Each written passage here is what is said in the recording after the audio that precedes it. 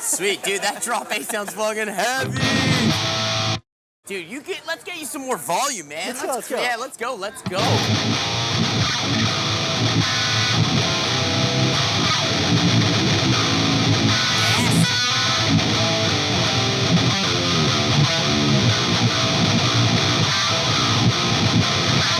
Dude, that sounds fucking rad. Derrick, what's going on, dude? What's going on, man?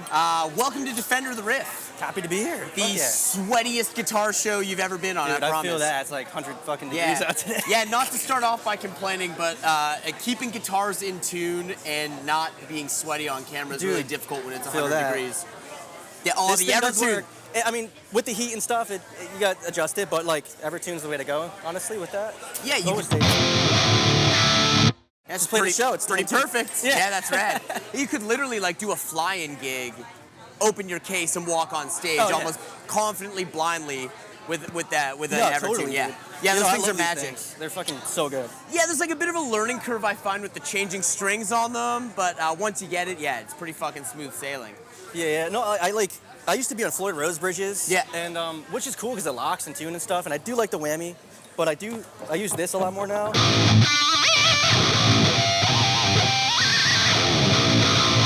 It's just like kind of fun to like on a squeal or something. Yeah, like who needs a Floyd Rose when you got the whammy pedal, no, exactly. Right? It's like, so I kind of switched to that. It's kind of nice that it stays in tune now. Unless you're Dime, who definitely used both a whammy pedal and a Floyd. Yeah, you need both, right? Yeah, just to blow all the senses at once. So you're like a perfect guest for this. You get the program right away, nailed the assignment. This show's just all about guitars, riffing, why we do this and why we love it. So I mean, I really want to get to know you as a player. I want to kind of take me back to the beginning. Those like first guitar players that blew your mind and made you want to get your own. So like the first guy, like, and I grew up with like a bunch of like classic rock and stuff like that, just like growing up with that. Yeah. And then I started getting some more prog rock and kind of metal stuff. The first guy that really got like caught my eye was John Petrucci. Wow, yeah. His style, like I like his like alternate picking and everything he does, and just like his choice of notes and rhythm and stuff, which is cool because it's like multiple genres in one. That's why I kind of like that in a guitarist, and I took from that a lot. Was like Dream Theater a gateway band for you? Yeah, like it was. Into the prog and then world? I started getting into more heavy stuff because of that. Right. Like a lot of the bands that came out like in the past 10 years or so, like Tesseract was one, North Lane, like a lot of the heavier riffs. Like there's this Bloodline by North Lane.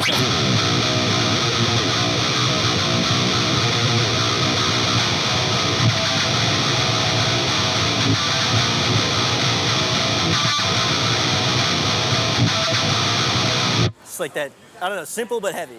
Hell yeah. Oh yeah, and then I mean with Tallah, Max and I, like he started getting me into more like nu metal stuff, honestly, and more like Slipknot and Korn, and I mean I grew up with Linkin Park, we all did, right? Right. But just getting into more of the heavier stuff, like we tried, with different tunings, like drop A just kind of like stayed with me. Right. Just trying it out, like a good example, like riffs, like just simple, like from the new album. There's we played it live today. Stomping Grounds. There's this cool little thing I do with the whammy, but it's actually just so.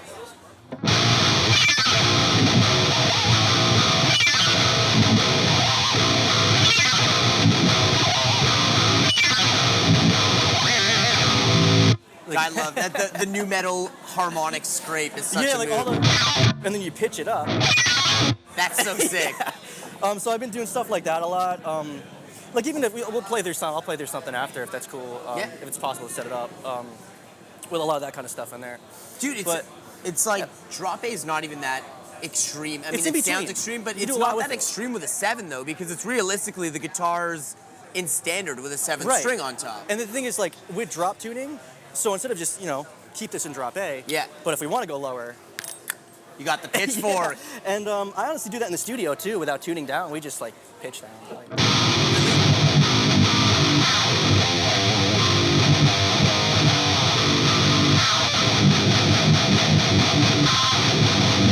So you'll use pitchfork in the studio for drop. You won't even have another guitar. Depends how low it is. Yeah. Most of the time, there are layers. Like, for example, there'll be, like, something in drop A, right? But we'll have, like, an octave on, or it's even lower. Oh, So sick. it's That's like an rad. octave. It's like the bass octave. Yeah, yeah. So we did that for overconfidence, actually. It's like.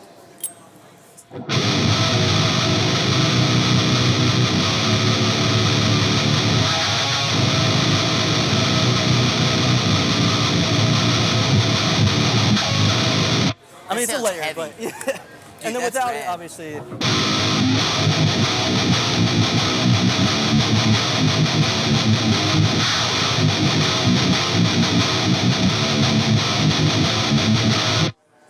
Dude, that sounds And rad. then to the next song, back in A.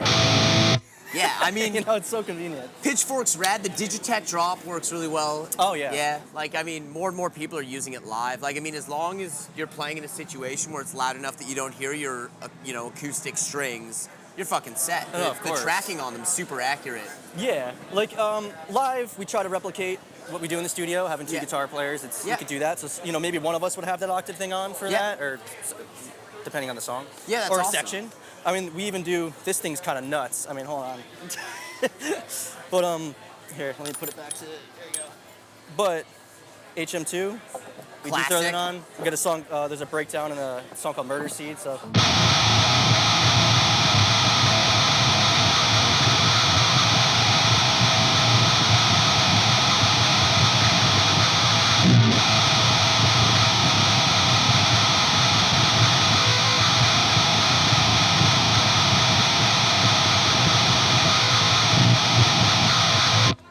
Dude, it is Like a chainsaw. It is It's heavy. so sick seeing the HM2 getting used properly on that pedal. I know, But dude. fuck Like yeah. it's the fun. chainsaw. And I'm always finding places in the set to add it, even if it's like we didn't do that in the studio. I'll Yeah. still throw it on for something. Yeah. That sounds cool. I love it.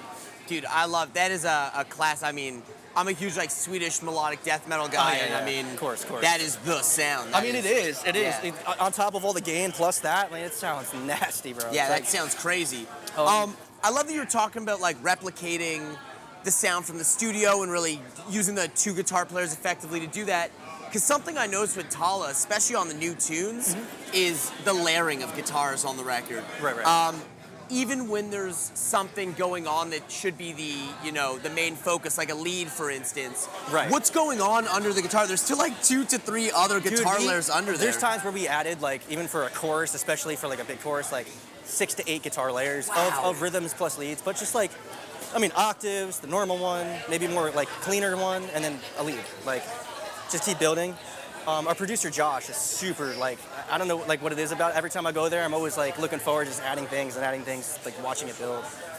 Yeah, So I love like the stacking of guitars, and it's not just the way they're stacked; it's that it's like very thoughtful what's under it. Oh, yeah. I noticed that like even under a lead, like the rhythm part is fucking interesting and layered and like chonky. Like I love that you guys always really thicken it up. Of course, yeah, that's always the goal. And honestly, like EVHs, I mean, this sounds better than the 50-watt one, but Yes. they get the job done. These are They the really black. do. These are the stealths, right? Yeah, this are the full ones. So. Yeah, these are awesome. Yeah, the 100 watts where it's at. Oh yeah, 100%.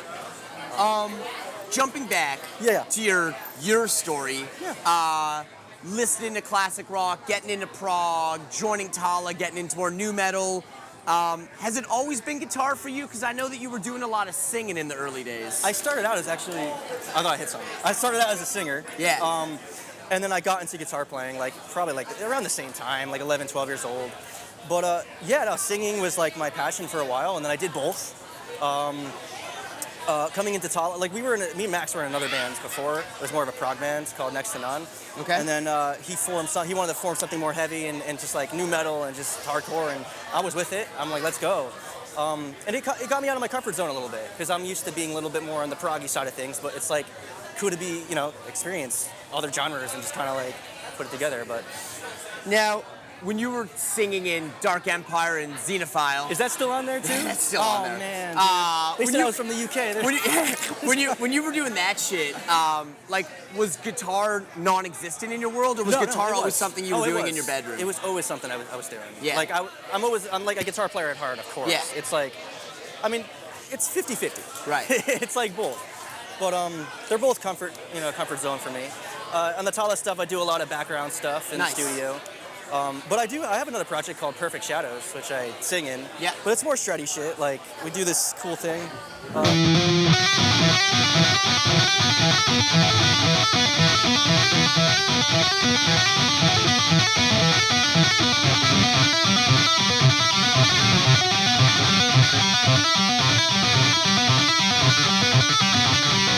It's like kind of like a string skipping thing, and there's a rhythm over it, but like more shreddy stuff, more like like alternate picking.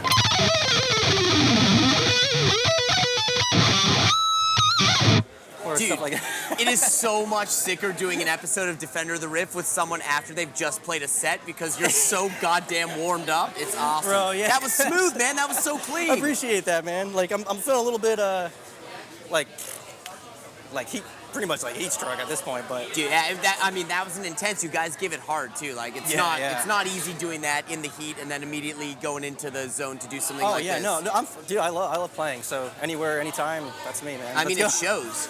Well, was it a case of singing prior to playing guitar in bands? Is it a case of finding the right moment to like break in with a guitar? Or Yeah, what was it? like, I mean, Max comes from a more like a proggy background as well, so Yeah. he's used to the shreddy stuff and all that. So there's the time and place for it in Tallah for sure, which is I got some solos that I do and little leads and stuff here and there, like little tasteful things. It just fits, works. It's like interesting with Tallah, like obviously talking about your influences and Max influences, like it's obviously comes from a wide range of bands and sounds, but something really cool that you guys do, like you kind of border that edge of like mathy chaos without really ever like diving in full head first. Like a breakdown that's like odd time or something, like exactly. that kind of stuff. Yeah, like I love you mix that shit in, but like you never go full Dillinger on us. You know what I mean? Yeah, I get it. Like, Yeah, totally. It's really cool. Like how do you find that balance of, because you pull from, if I may, like there's industrial elements, there's core elements, there's new metal elements, there's borderline math and tech elements. Right. How do you kind of like harness it all and know how to make the flavor, know how to like perfect the recipe, not have too much of one flavor in it kind of thing? I think, so a lot of the time, when it comes to like writing stuff, Max is usually, he writes like he even writes the guitar riffs, like he plays too, and it's really good. And he writes a lot of the. So we got vocalists that play guitar and guitar players that sing vocals. Another instrument, pretty that's much. rad. So I love it's cool a band to have like that. And then when you're in the studio, it's kind of nice because, like, I don't know, maybe he hears something that I don't, and he'll add it in, or vice versa. Yeah. So it's kind of cool to kind of build. So he does get technical, and it's cool. Like I said, it's tasteful, so it's not like overdone or anything. Yeah. But it's like finding a balance. I think that's what it's all about. Like just finding the sound, getting developing a new sound. Like. Yeah, I mean, like. Do you think it's like a conscious thing where you're like, hey, that's too much of this or too much of that? Or do you just kind of really? It's just like what feels right? Yeah, we'll try things. Even if we don't like it, we'll scratch it. But even like, you don't know unless you try it, That's the whole thing. So I mean, experimentation's everything, right? Of course, yeah. The minute you get too comfortable, you start to get bored, and then what's the fucking point? Yeah, I know. Exactly. So aside from being a wicked shredder and clearly having, the musical side on lock, looks like you're a bit of a gearhead, man.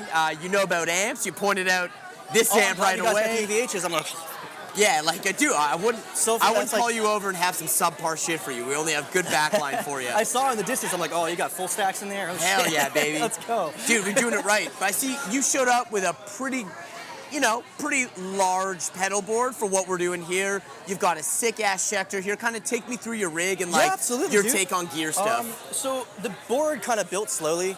Over time, like, I started out with, like, an Axe FX or, like, just an amp model. Full digital, yeah. Pretty much full digital.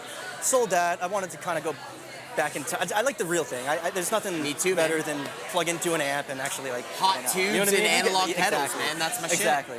So, I went backwards pretty much.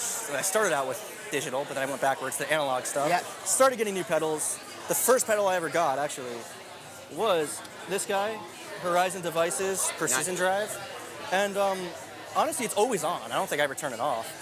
And it just tightens up the tone, but it gates it a little bit, so it doesn't like, you don't get a lot of bleed too. So if it's like a high gain channel, it does really well with it.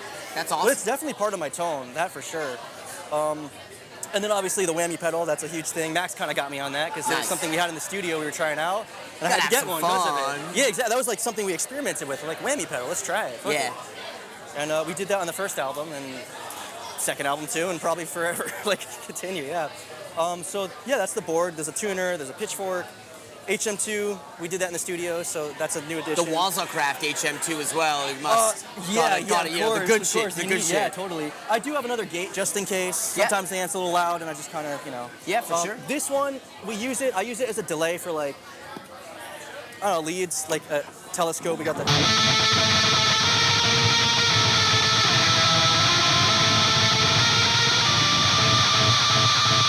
So it's like in front of the amp, kind of breaks up. Yeah. It's not like the traditional, effects loop kind of thing. Yeah, yeah. So which is kind of cool. Like I got there's guys that I was in the prog scene that do it, like Steven Wilson from Porcupine Trees, like really big on doing that, like putting the delays and reverbs in the front of the amp, which is something I kind of stick with. It works for this genre a lot, like in like choruses or whatever. I do have an Ottawa. I don't use it all the time. I might switch it out to something better. But how's the Ottawa work? I never even tried that shit. It is what it is. I don't always use it just because it doesn't really. Let's see if it works.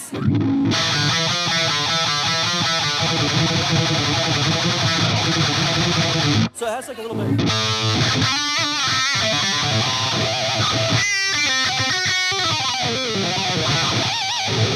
It's got a little bit of. That sounds pretty cool, actually. Yeah, right? Like for a lead or a solo, I'll throw it on maybe. Yeah, it gives it some texture, gives it a little bit of flavor, for sure. And I mean, it's pretty basic, actually. Like, I want to expand and do more things eventually. As far as the guitar, this is, so I am with Schecter, sponsored by Schecter, and this guitar really stood out, mainly because of the Evertune, but I mean, it looks beautiful. I mean, like the inlays, everything. The inlays are nuts. Yeah, man. The numerals headstock are sick. too. I really like what they did. Yeah, sexy headstock. And it's got Look at this top too. The two-piece top's gorgeous. Yeah. It used to be a little darker, but because of the shows from festivals and stuff being out in the sun, it like brightened up a lot. Sick. All right, natural patina. Let's go. It does actually. I do use this sometimes. It's got a pull pot. Yeah, and actually, there's one riff in the song called "A Hard Reset" where we actually put that on live. Sometimes I put it on. It's fast switch, so sometimes just play it. But there's this really, it's a kind of like a thrashy riff, but it's super.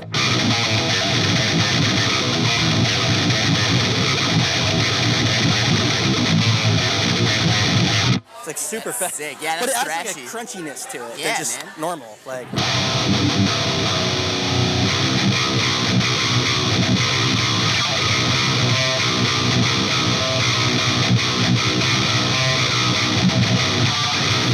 It's kind of nice. Dude, that's right. Yeah, that changes it completely. That's an awesome totally pull pot. Love that shit. But also, yeah, the pickups, they had lunge-in pickups in there, which are great. I do prefer DiMarzios, so I did switch these out with some... Is that like an X2N? No, these are DiMarzios. What are they? Petrucci pickups. Okay. I can't remember, but they sound good. Yeah, that's rad. But yeah, so that's the only, like, thing I did that's different. Other than that, it's pretty much stock. That's a pretty, dude, I think it's like kind of getting me right now is your band is very modern sounding and a lot of like new school principles, but you've really rolled up with a very old school kind of rig. Like we're talking about like carbon copies, like HM2s. I said, I went backwards. I used to be all digital, but I'm like, fuck that. Let's change it really, up. man, you've really gone backwards. I love that shit. Like you're like fully embracing like old school tone mentality with like it's a new school nice. riffing. Like I know a lot of bands don't have cabs anymore, which is like I'll play without it if I needed to. Sure. But there's nothing, sometimes just going up to the amp, hearing that feedback on stage is just like nothing. Can't really do it with the monitors. Man. I don't know. Dude, nothing beats it. Listen, I'm all about embracing technology when it comes to tone and amp development, but there's something about looking back at those glowing tubes and walking up to it and getting that feedback. Like I totally get it. And you got to feel the boom on stage. And for the first couple rows too, if they're like right under that PA, they can't hear shit. We need stage volume. Right, I agree with that. Yeah, totally. dude. Stage volume, it's good to have it. I used to not use it, and I started using it. I don't think I could go back, to be honest. Even if people are using modelers, that's cool. Like, you want to rock a quad Cortex? Fuck yeah, I do they like rule. those quad Cortexes a lot. But put it through a cab. Please, put it through a cab. I totally would. Yeah, totally, man. You got to get it to act like that. But dude, it's fucking rad. You are an insanely awesome player, and you have a great understanding of sound and dynamics. It's been fucking rad talking to you, man. Dude, you too, man. Appreciate it. I think you should just take us out with a fucking nasty lick. Like, remember those Bet You Can't Play This Guitar World things? Like, give me something nasty. You're all warmed up. Melt some faces. Let's go. Let's go. Let me think.